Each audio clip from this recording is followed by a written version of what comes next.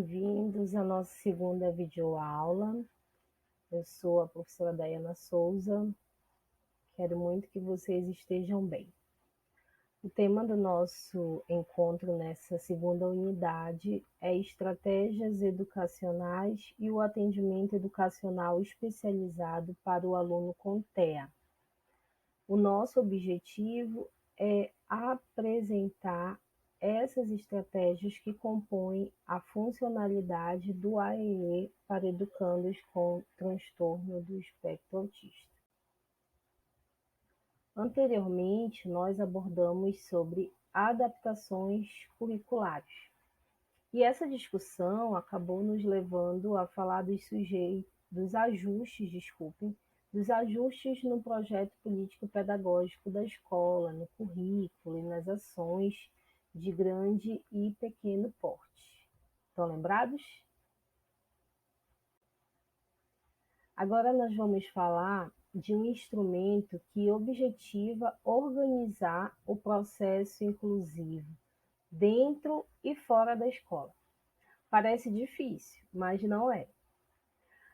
Mas para superar as limitações e barreiras, é preciso um trabalho colaborativo, de forma a poder conseguir construir esse trabalho para dentro e para fora da escola.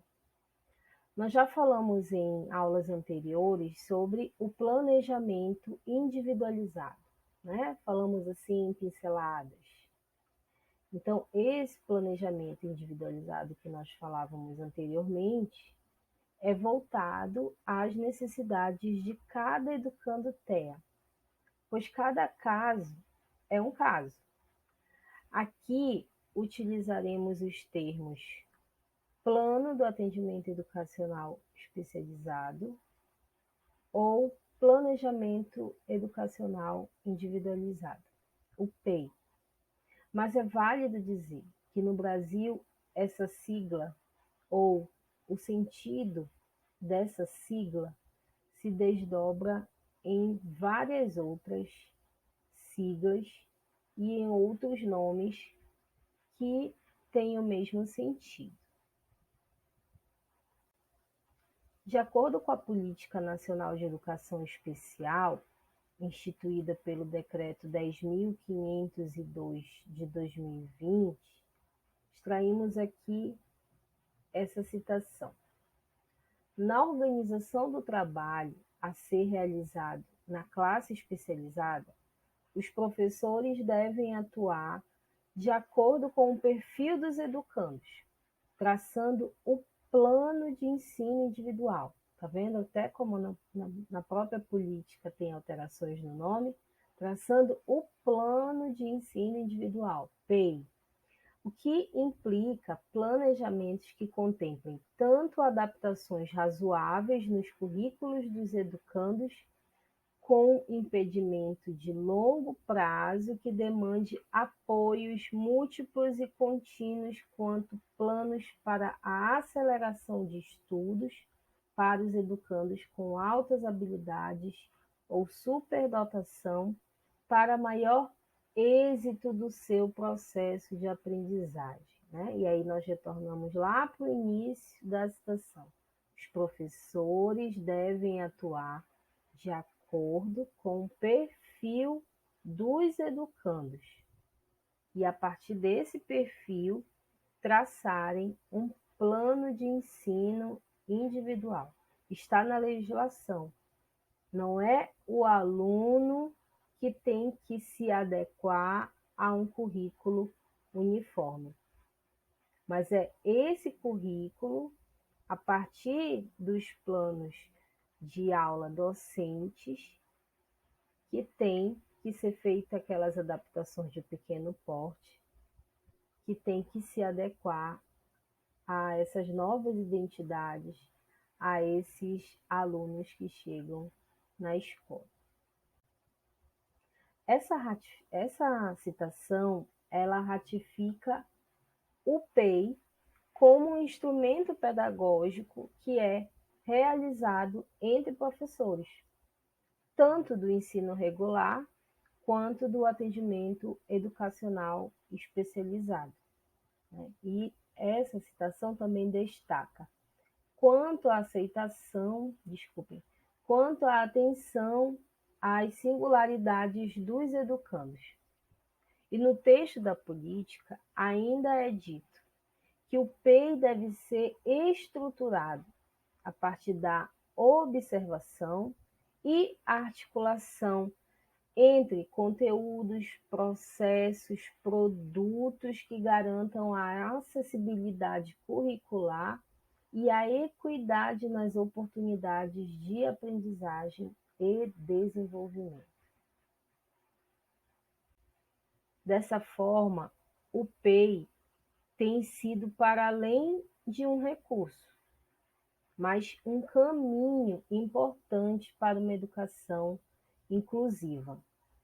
Corroborando com esse fato, a dissertação de mestrado de Marins Oliveira, intitulada Plano Educacional Individualizado e sua importância para a inclusão de crianças autistas, que foi defendida no ano de 2020, apresenta um mapa conceitual elaborado a partir de estudos em Thanos Valadão e Mendes.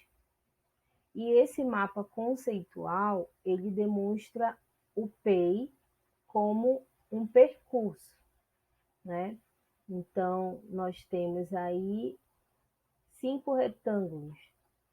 O primeiro retângulo diz que o PEI é um planejamento das adequações individualizadas que visam ajudar o aluno a atingir as metas de aprendizagem. O PEI é o registro documentado de um programa educacional baseado na individualidade do estudante, fundamentado em avaliações que permitem identificar seus pontos fortes e suas necessidades, e assim traçar metas para o seu desenvolvimento e aprendizagem. O PEI é um documento com os apontamentos sobre os conhecimentos e habilidades iniciais que o aluno apresenta, a partir deles avaliar se está ocorrendo desenvolvimento do aluno ou se há necessidade de mudança de plano. O PEI é um instrumento norteador do trabalho pedagógico, com base no currículo padrão, mas que considera as necessidades do aluno e assim realiza adequações para a aprendizagem. O PEI é um documento que possibilita apresentar aos responsáveis e a todos os interessados o desenvolvimento do aluno e garantir um processo inclusivo que promova desenvolvimento humano e aprendizagem. Algumas palavras que marcam aí nesse mapa conceitual: planejamento, documento, instrumento, né? Então, são palavras que têm a ver com organização, né? E de organização nós também já trabalhamos um pouquinho.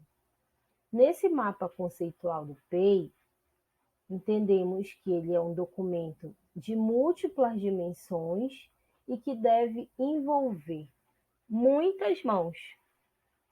Caso contrário, será uma tarefa segregada e que em nada promoverá a inclusão de educandos com transtorno do espectro autista dentro e fora da escola, como colocamos no slide anterior.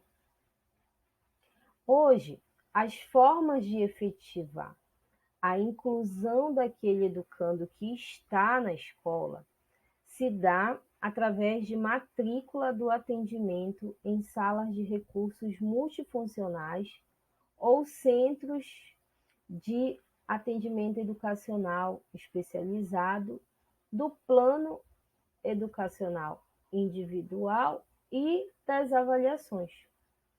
Um exemplo dessas avaliações, mas sem me estender muito, é a Resolução 304 de 2017, que trata no seu artigo 89, e é uma resolução que é aqui do estado do Pará, trata sobre a avaliação do desempenho escolar no âmbito da educação especial. Então, nesse artigo, além dessa questão da avaliação, que deve envolver professores de sala de aula, vejam bem o que ele ratifica aí, a equipe técnica pedagógica da escola, com a colaboração da família, registrando-se os resultados em relatório próprio, visando constatar e acompanhar os avanços acadêmicos alcançados.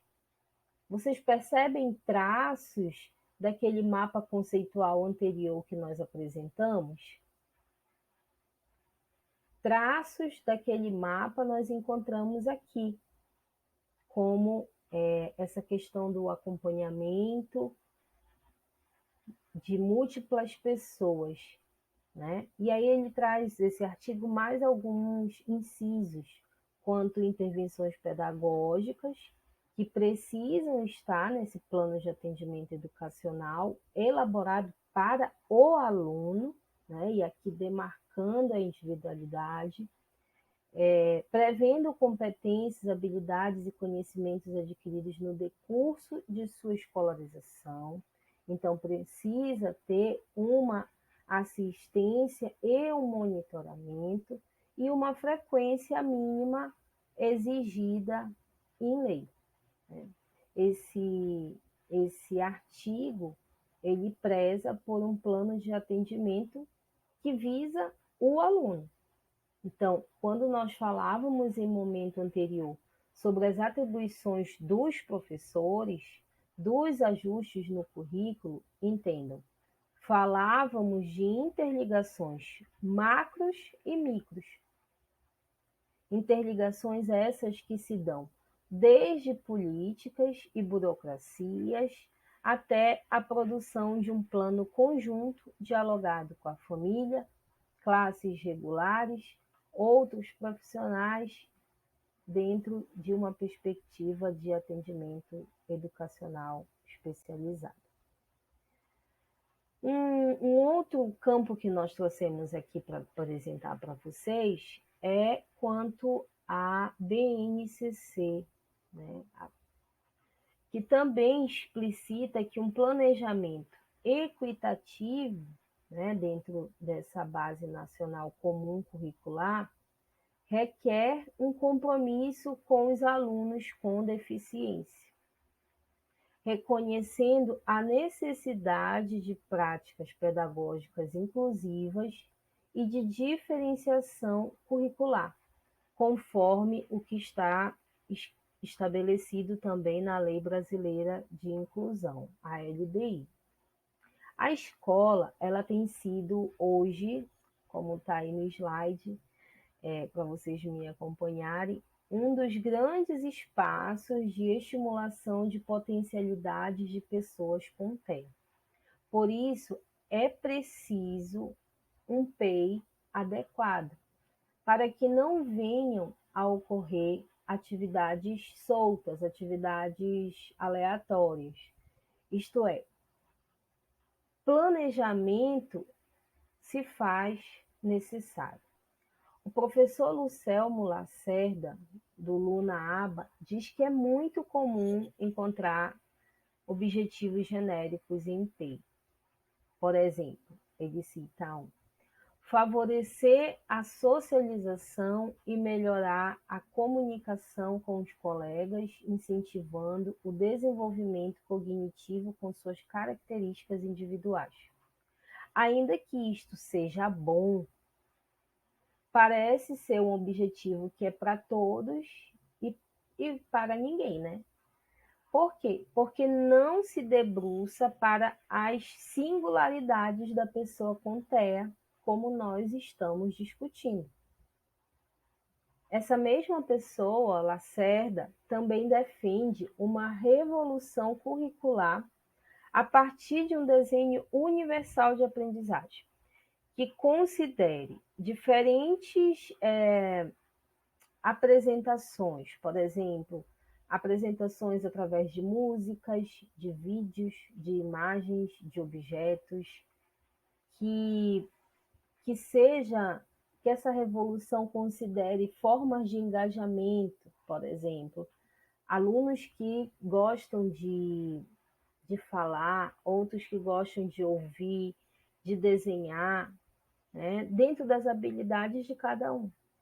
E diferentes formas de avaliar.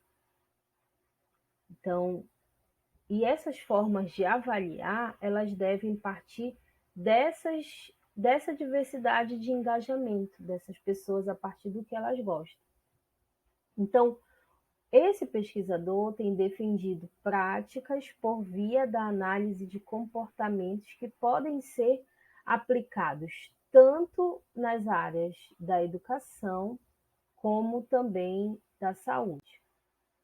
A proposta e luta de pesquisadores, de pais, de profissionais, é de que o PEI, como expressa Thanos Valadão e Mendes, que esse PEI quebre a barreira do padrão, auxiliando o currículo oficial, especificando e estruturando o tipo de atividade e apontando qual apoio profissional é conveniente para o estudante. Assim, o PEI deve ser produzido com base no currículo condizente ao ano, série, ciclo, e nele conter vários aspectos que devem ser revistos a médio e longo prazo. Então, ao final, nós encontramos assim: não vá com pressa, tenha calma, olhe para o seu aluno, veja qual atividade para essa pessoa com TEA é adequada. Quanto tempo vai ser necessário para você começar a ver progressões? Verifique esse tempo.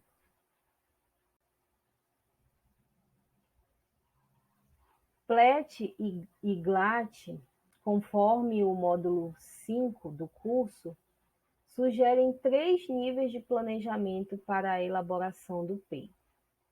O primeiro nível, né, em amarelinho, está na prancheta, trata da identificação das necessidades educacionais do aluno. Então, na elaboração do PEI, que primeiro eu vou fazer? Identificar as necessidades do aluno. No nível 2, que está em rosinha na prancheta, o que vai ser feito? Nesse nível, deve-se ocorrer uma avaliação das áreas de conhecimento em que o aluno apresenta mais facilidade e dificuldade para proporcionar as adequações físicas e curriculares necessárias. No nível 3, né, nós temos aí no azulzinho intervenção. Então, essa intervenção, ela deve considerar os objetivos elaborados no PEI e a reavaliação do aluno. Tratar sobre esses níveis nos impulsiona a ressaltar que, no caso de pessoas com TEA, existem casos com autismo leve, outros que são moderados, e isso só demonstra e denota que há necessidade de uma avaliação pormenorizada, rigorosa, para saber o que? Tanto os domínios de comportamento, como questões lógicas, motoras, de cada educando com TEA. Alongando-se aí nessa questão do planejamento, né? O que deve ser relevante num planejamento educacional especializado, né? E aqui eu não quero tratar isso como se fosse uma receita de bolo, porque se nós pensarmos assim, essas teorias e essas reflexões que nós estamos fazendo aqui, elas vão por água abaixo, porque nós estamos partindo da singularidade de cada aluno. Então, para cada aluno, é necessário que tenha um plano. Então, não desmereçam os professores das salas de recursos multifuncionais. Se eles tiverem 20 alunos, são 20 planos educacionais, de acordo com a individualidade de cada aluno, né? Então, para tratar um pouco desse caminho, né, que cada um pode ir construindo, mas também com essas bases e com apoio das diretrizes e documentos legais, nós contamos com a ajuda de Plet e Glatt e da psicopedagoga Viviane Donadel, o qual eu deixei um vídeo como uma tarefa complementar ao final dessa videoaula. Então, lá no retângulo laranja, vocês encontram a palavra anamnese. Mas nós já falamos também aqui sobre observação, nós já falamos sobre avaliação, né? Então, elas acabam se misturando nessas palavras aí, né? Conhecimento, avaliação, com o mesmo sentido. Então, quem é o educando que chega na escola? Como ele se comporta?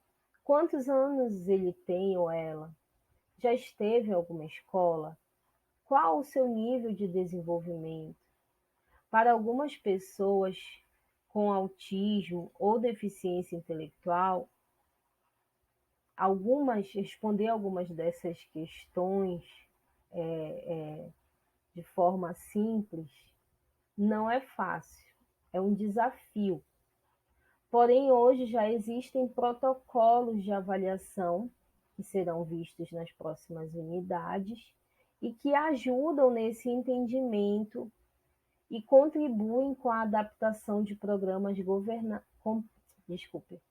com a adaptação de programas comportamentais para as pessoas com TEA, ou que tenham também, né, outros transtornos, como é o caso de transtornos de neurodesenvolvimento. Essas características, elas podem contribuir com campo, identificação e até com estudo de caso do educando, né? Então, é importante fazer esses registros nesses campos, né? Criar, por exemplo, a partir dos relatórios ou uma ficha, esse campo de identificação e que venha trazendo esses detalhes. O segundo retângulo, modalidade em atendimento, cinza, né? O que quer dizer isso? O atendimento educacional especializado precisa ser autorizado por pais ou responsáveis legais. Por isso, quando um educando chega à escola, é preciso saber se o educando terá acompanhamento do AEI. Caso tenha, a partir da avaliação, é possível começar a pensar nas intervenções pedagógicas e terapêuticas a serem seguidas, tá? O terceiro retângulo, que é o amarelo, trata do planejamento do suporte. E aí, esse planejamento vai ser a curto, a médio ou longo prazo? Tudo vai depender do nível de transtorno do espectro autista, das comorbidades. Por isso, nós continuamos batendo na questão e na importância da avaliação. Na organização do atendimento, da frequência, tudo isso vai ser consequência nesses aspectos. Terá um acompanhamento multiprofissional. Algo que ajuda nesse planejamento aí é um portfólio.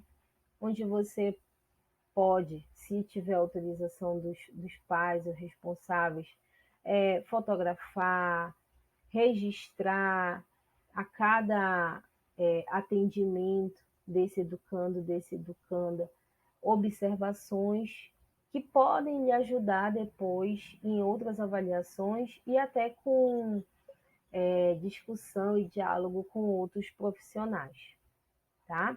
No retângulo azul, objetivos. Quais metas semestrais e anuais a serem atingidas nas áreas curriculares? Né? Esse meu aluno ele tem 5 anos. O que ele tem que aprender com uma criança de 5 anos? Mas nós temos que fechar, assim como uma camisa de força, né? Quais saberes ele está conseguindo acessar, como ele está conseguindo interagir, que etapas serão almejadas para que se perceba esse desenvolvimento. As etapas e as metas, elas são muito importantes para que a gente perceba a evolução desses educandos na escolarização e na sua autonomia a partir também do AEI. O retângulo verdinho, avaliação e procedimentos pedagógicos. Quais critérios e procedimentos serão utilizados para se alcançar os objetivos propostos? São necessários que materiais? É preciso tecnologia assistiva para apoiar esse tipo de avaliação? Serão outros programas de avaliação? Tudo isso vai depender da singularidade desse educando, educanda tem. Reavaliação, ali no laranjinha. Revisão dos objetivos e metas com a participação dos profissionais envolvidos no processo educativo do aluno. Lembra na videoaula anterior, nós falávamos sobre a observação, a avaliação e a mediação como um processo permanente. A avaliação aqui ela está do início ao fim, mas não tem fim, porque ela é constante. Ela é necessária e permanente. Não só para avaliar o aluno, mas se autoavaliar. Avaliar também se aqueles recursos estão dando conta de responder aquelas metas, né? Composição da equipe, que é o cinza, né? E aí, o que se espera do professor do atendimento educacional especializado e da classe comum regular é que esses dois possam atuar conjuntamente. Beleza, né? Mas outros profissionais também podem participar dessa organização e desse desenvolvimento do PEI. Claro que vai depender de cada caso, da disponibilidade da escola.